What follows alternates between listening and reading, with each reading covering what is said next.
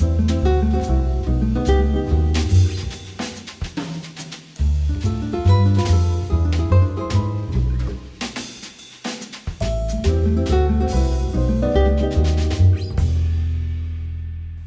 it's Karen at the Cool Tools Studio. Today I'm going to be working with one of Wanaree Tanner's beautiful signature die cut tools to make a layered pendant. These dies are so much fun because they let you create beautiful little detailed elements that you can arrange however you'd like. They look lovely in combination with each other, but today I'm just going to be using one of them. I'm going to be working with the Trillium Blooms die. My favorite way to work with these die cut elements is to arrange them around a focal point, such as a stone, and that's what I'm going to be demonstrating today. For today's project, I'm going to be using a Wonder Roller, Tough Cards, a bezel template for barrel stones, a bale template, and clay thickness rolling frames, a glazed ceramic tile, a round domed finishing touches mold, and a clay scraper. Easy 960 clay in lump and paste, Eco Grease Release, Slick, Cool Slip, and Wanaree Tanner's signature die cut tools with the Trillium Bloom head on Wanaree Tanner's die cut handle. A wick away with a brush, sanding pads, a medium sanding stick, tweezers, a split mandrel, a round cup clay shaper, an ultra clay pick, a brush, a scalpel, a snake maker, a work surface, and a 6x8mm barrel CZ. Since I'm going to be designing around my stone, I'm going to start off by setting my stone. I have a 6x8mm barrel stone here, and I'm going to determine the depth that my bezel needs to be. And as you can see here, I've got my snake maker, and my stone isn't moving. If I were to go down and take away one card, the stone moves some, so that's not quite deep enough. So for this setting, I'm going to be working with an 8-card clay thickness, a 5-card clay thickness, and a 3-card clay thickness rolling frame for a total of 16 cards thickness. I'm going to start off with some Cool Slip on the corner of my work surface here and lubricate the surface that I'm going to be pressing the clay onto there and on my snake maker. I'm going to start with a lump of clay and push straight down. Now Cool Tools sells these handy bezel templates that let you cut out the inside for your stone, and I'm starting off with that. So I'm taking the 8x6mm setting here, and I'm cutting this out. So I like to make sure that I'm angling my clay pick as I do this. I'm not straight up and down because you want the wall of your stone that it's resting on to kind of have an angle to it. So I'm working around a couple of times and removing that clay.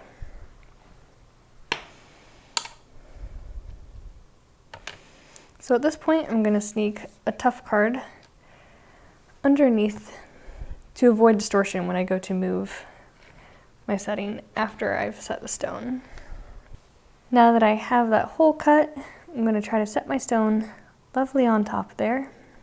And then I'm going to use the snake maker again in conjunction with these rolling frames to make sure that I'm setting my stone nice and level. I'm pressing straight down, and then coming off. And then I'm going to be using the wall thickness portion to cut out the outside of my setting. I like thinner bezels, so I'm going to be using the 2mm. And at this point, I am going to try to be straight up and down with my clay pick.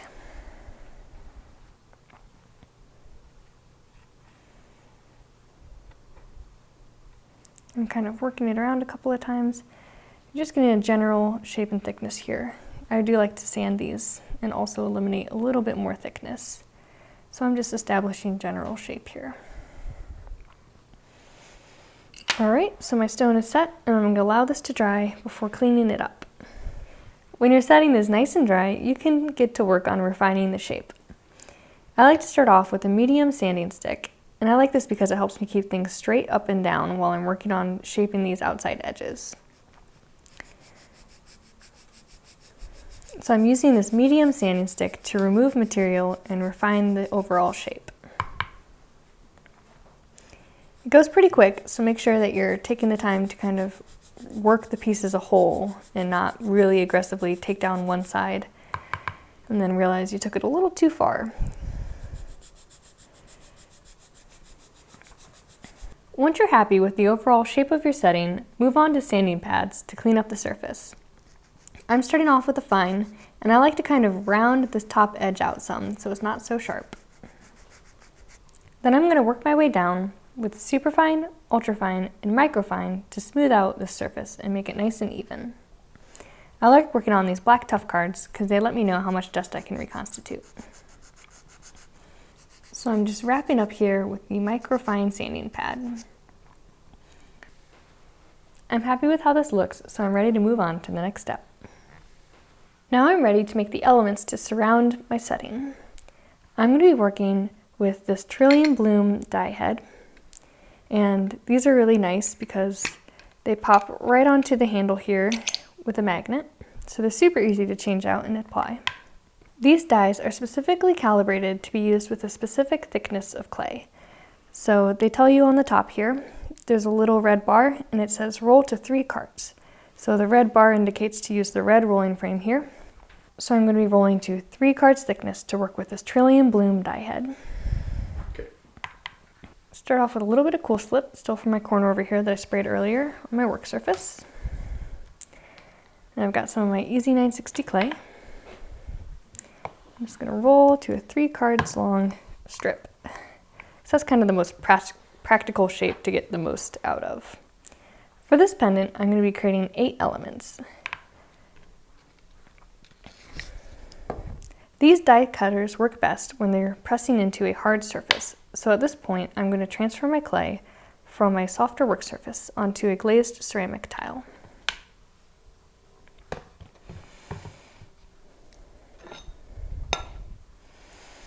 Again, I'm going to take a little bit of cool slip from that corner that I sprayed it on earlier and apply it to this tile. I don't want a lot because you do want the clay to stick to the tile while you're cutting, but you want some so that you may remove the excess clay from the edges. So before we dive right in on cutting, let's talk about lubricating this die head.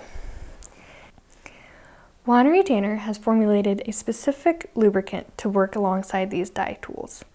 However, in working with this tool alongside Easy 960, I found that her lubricant is not compatible with the binder in our clay body.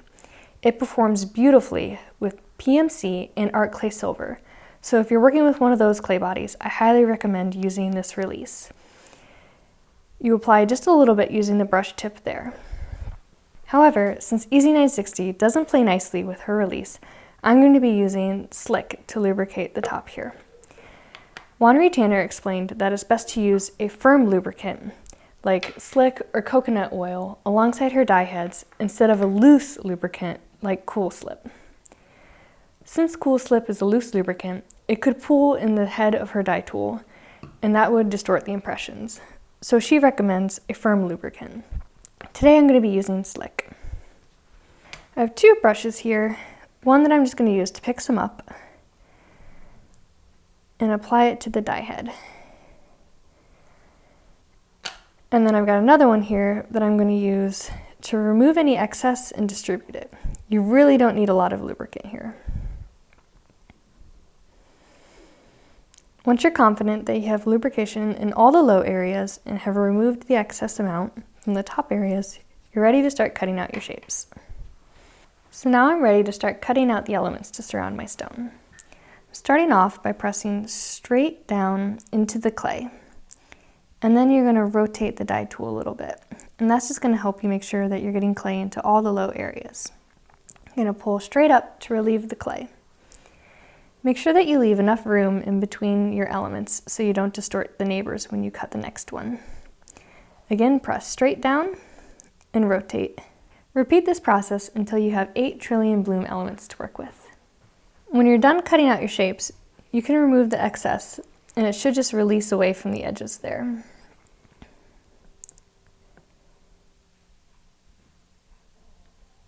So I'm going to remove all the excess clay to keep it nice and fresh, and then I'm going to place this tile directly on top of a hot plate to speed up the drying of these elements. When your elements are dry, they should just slide right off your tile. So now we're ready to clean up that little excess edge that was made from relieving the shape here from the die. And I just have a fine sanding pad, and it just knocks right off. So I'm not really actually sanding at this point as much as I am just kind of knocking off that excess edge.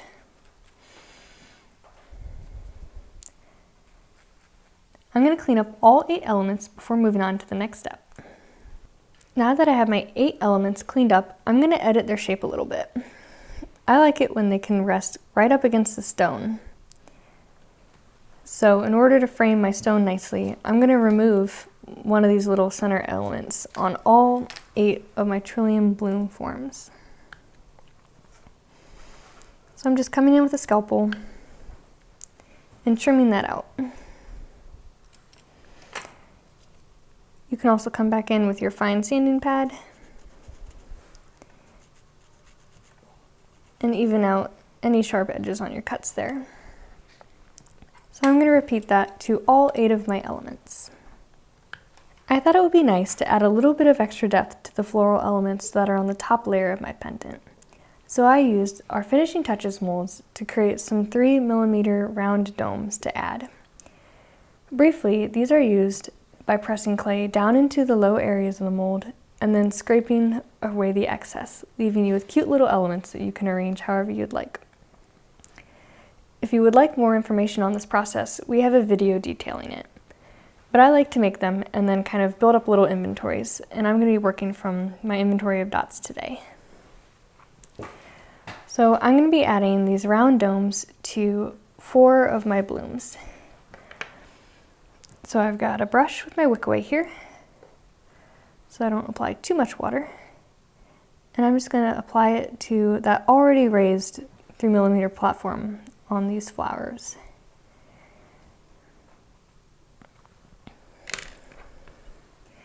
And then I'm going to use tweezers to pick up these dome forms, and then apply a little bit of water to them by dipping them as well. And then I'm bringing them over and positioning them. First, if there's a lot of water, they might kind of slide around, but we want there to be a good amount of water so they really attach nicely. So scoot them with the tweezers until you're happy with the position, and then apply some downward pressure to make sure that they join nice and strongly.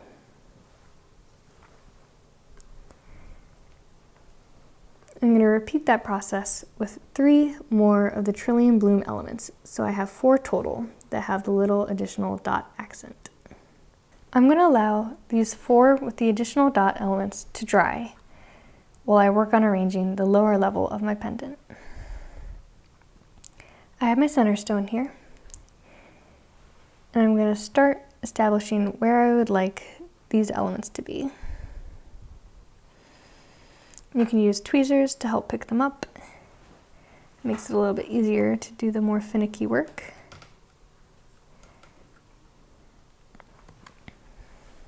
And I really love how you can just frame these stones with these elements. So I really like this formation, and I think that looks great, but I want my bottom layer to lay nice and flat so I can build on top of it without having my pieces want to kind of slip and slide. So I'm going to do a little bit more trim work to the lower elements here. So I've got a pencil here, and I'm going to use 2 fingers to kind of keep these ones that I'm marking in place, and then I'm just going to generally mark where they overlap so I know to remove that amount of clay from that lower element there. This doesn't have to be super exact because you are going to end up covering this intersection when you apply the top layer.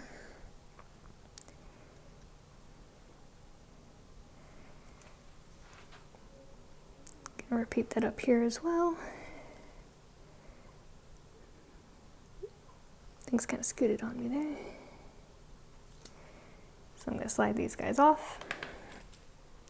And I'm going to cut out that excess clay.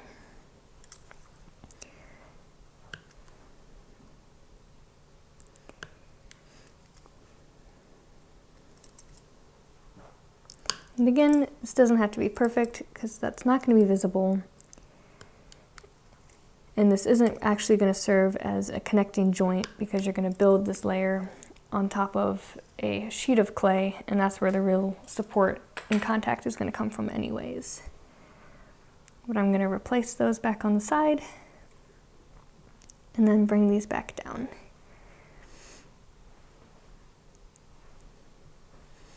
And again, you can scoot with your tweezers to help make things a little more manageable.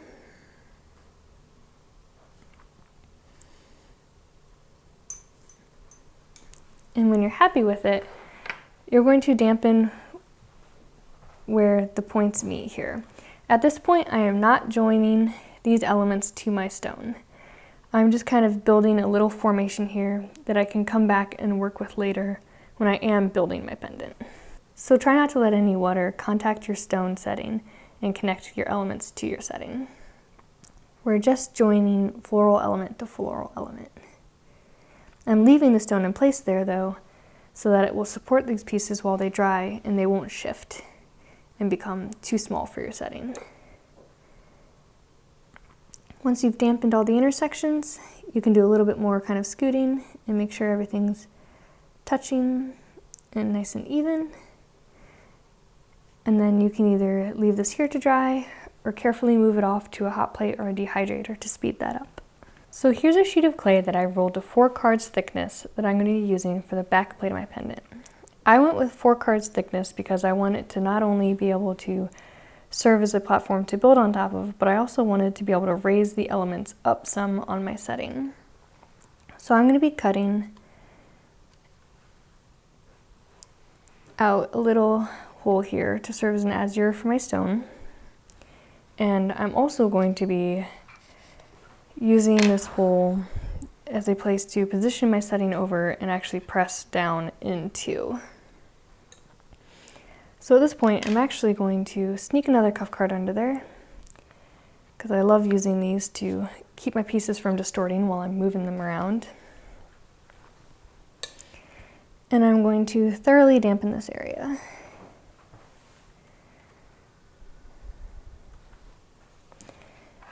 And I'm going to bring my setting and the grouping that I built around it over.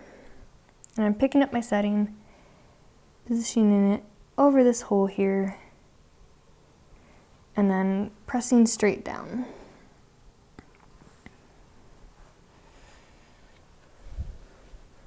I want to make sure that it's pressed down and sitting level on your tough card and not kind of sitting askew on your clay there. And then I'm going to come back around and dampen that edge.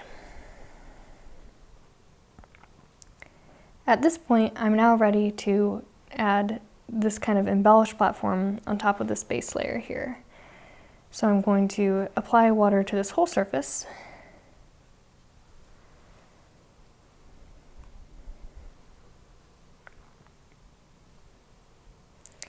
And then I'm going to use tweezers to pick up this grouping. And it might kind of fall apart at some point in this process, but I find it's much easier to kind of have this unit that you're picking up and moving than trying to work against the clock and position on this surface that they're going to want to stick to. So at least we'll hopefully keep some of it established. And that actually worked pretty well. So we're placing it on top and not really pushing in. We're kind of applying some gentle pressure with taps so it really joins to that top surface of that layer that it's laying on.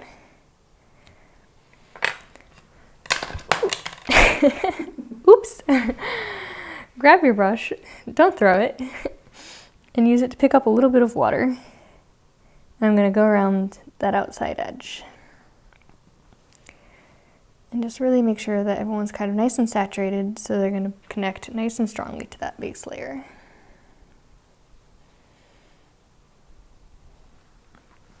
Alright, when you're happy with that, we're going to start building our second layer onto the pendant. So I have these 4 that have the little additional dot element on top of them. And if you'll see here, I have two that are kind of lower on opposite diagonals and then two higher up on the other corners. So I'm going to start off by bringing my water a little closer and just kind of dipping this element. And that's going to give me enough water to attach to the back piece here. I'm lining up the corner of my stone to the corner of the element there. I'm going to repeat that, pick up another one, dunk it so it's got plenty of water. Another reason I like working on these tough cards is you can kind of rotate them. And I'm working kind of quick at this point because I'm not pressing down and applying them yet in case I do some fidgeting. But now I'm coming back and this layer sits on top of these two corners here. And I am kind of pressing in at this point. Oh. Again, there's plenty of opportunity for scooting. You just want to make sure that you're not applying any downward pressure until you are happy with how things are configured. Grabbing my last element, placing it. And then I'm going to kind of take a step back and look at how things are lining up and how things are overlapping. This corner kind of scooted down some, so I'm going to fix those first. And I'm pressing down. Now I'm going to take these top elements and line them back up with the corner. And I'm going to kind of gently push down on those outside corners here to make sure they're really applying. And then I'm also going to push down on this corner. So you're just using your fingertips to very gently apply pressure to kind of manipulate the forms because you're kind of rounding these flowers down a little bit.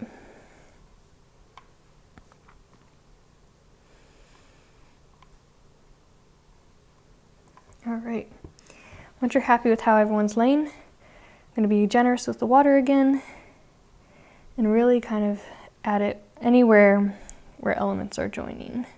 So basically at this point, the whole piece is wet. But I like to join elements with just water because paste can tend to get a little bit messy and make your life a little bit more difficult when it comes time to clean up.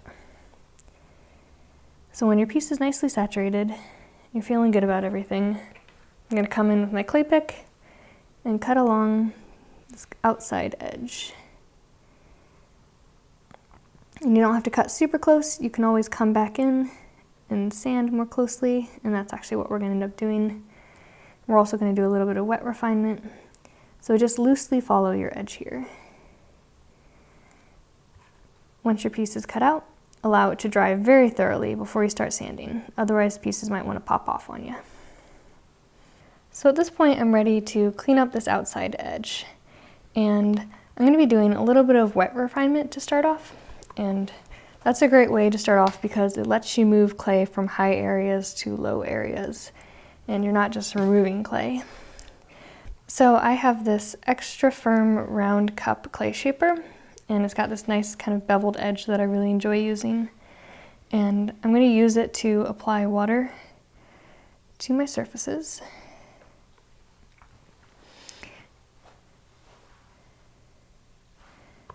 And if you have a little area like that where there's an actual pretty substantial physical gap, you can also use this tool to pick up some paste and fill it. But first we're going to see if we can just kind of scoot the material, the clay that's already there, into that low area. So I'm supporting my piece and I'm coming in with that flat face there and just kind of working in a circular motion.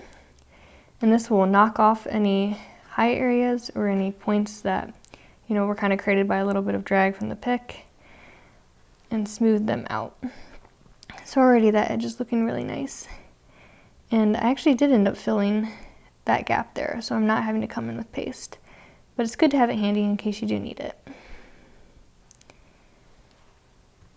So that already looks so much better. I'm going to keep doing this process and working my way around this outside edge. Now that this is dry, I'm going to do a little bit of sanding. Applying water to EZ960 makes the surface slightly porous, which is great for joining elements, but non-ideal if you're going to try to do a final finish with wet work.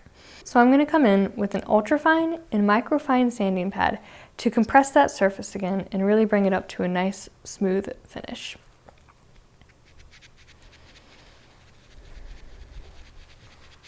So I'm just working this outside edge.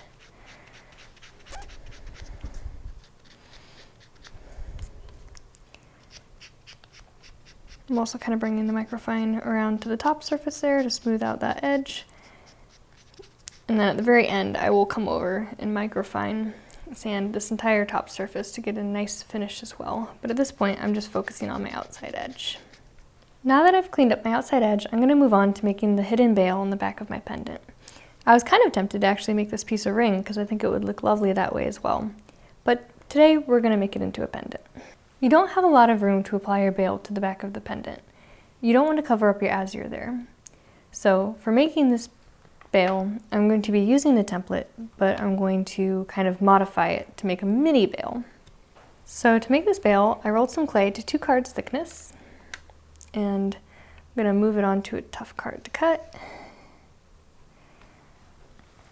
And then I'm going to use this bail template, and I'm going to start off by following this top end here, and I'm going to come down to kind of the points where it starts rounding out and angling in, and I'm going to actually make that the overall length of my entire bail. So I'm going to scoot up this point until it's about level with that, and then I'm going to line up these sides on the template with my already cut line there, and that just gives me a little mini bail.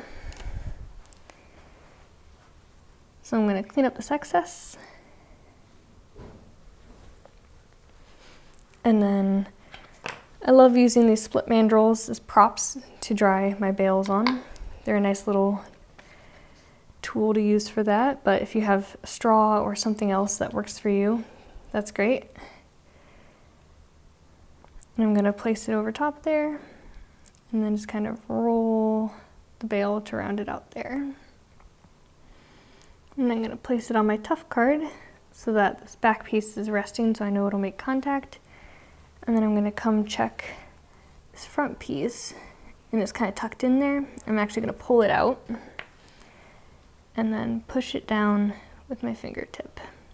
That way there's a place of contact both at the end of the bail there and on the back side there. I'm going to allow this to dry before attaching it to my pendant. While your bail is drying, take the opportunity to examine the front face of your pendant and do any last-minute cleanup. I'm using the microfine sanding pad. I like this as my final finish because when your piece is done, it comes out with a nice, beautiful shine. My bail is dried, so now I'm going to apply it to the back of my pendant. I'm going to use my wick away with a brush to pick up some water and just dampen this surface. I'm going to give that a chance to soak in. And I'm also going to dampen this back surface of my bail. You can also come in with some Easy 960 paste.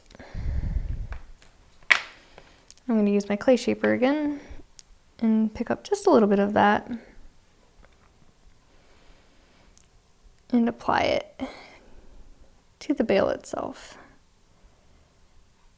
Maybe. There we go. Just had to work with it a little bit there. And that's just going to give me a little extra material to kind of help adhere this surface. It's a little more round to this flat surface. And you can see this is soaked in some. Apply a little bit more.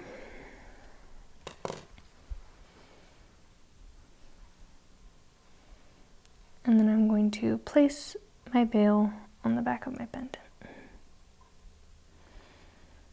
And I don't mind the tip of it kind of breaking the line there on the top of my azure. I just didn't want to completely cover it. I think that's actually kind of nice. But just do any adjustments that you need to do gently with your fingers. Kind of tap in position. This is also nice that you have the geometry of your forms on the outside edge to use. And when you're happy with how it's laying, I'm going to again dampen my brush and kind of work that paste down and around and smooth it out So I'm just going to use my brush to continue to smooth out any excess paste and join the bail to the back of the pendant here. If you need to come back in and add any paste back here to kind of solidify that joint, you can do so.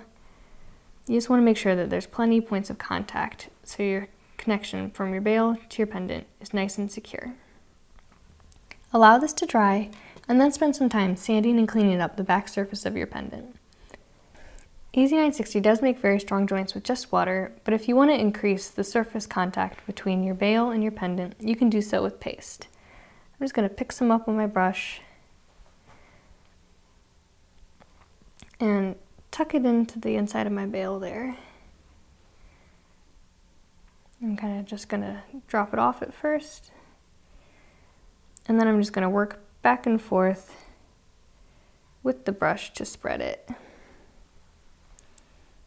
That's just, again, kind of increasing the points of contact to make sure that this weight-bearing connection is nice and strong. When you're happy with the connection, allow this piece to dry and spend some time sanding and cleaning up this back surface of your pendant. Then you'll be ready to fire it. Now I'm ready to fire. If you would like, you can tuck some super wool into the back of your bail to keep it from collapsing on you while it's firing. I also like to fire these pendants that don't have a perfectly flat back in a dish of alumina hydrate. Make sure to always remember to wear a mask when you're pouring or working with alumina hydrate. Since I'm working with Easy 960, I'm going to fire at 1675 for 2 hours. I can't wait to see how it turns out. Here's another version of this pendant that I did using the lavender CZ. I finished this piece off by applying some patina gel to darken the low areas before removing the oxidization from the high areas with a 400 grit radial brush on the flex shaft. Wanaree Tanner's signature die cut tools come in so many different shapes, and I love that they create little individual elements that you can arrange however you please, creating something completely new every time. I'd love to see what you make using them. Thanks for watching. Visit our Learning Center at cooltools.us for more cool jewelry making videos. Subscribe to our YouTube channel, like us on Facebook, follow us on Twitter, and be sure to sign up for our email list to be the first to hear about new videos, new products, and other cool stuff from Cool Tools.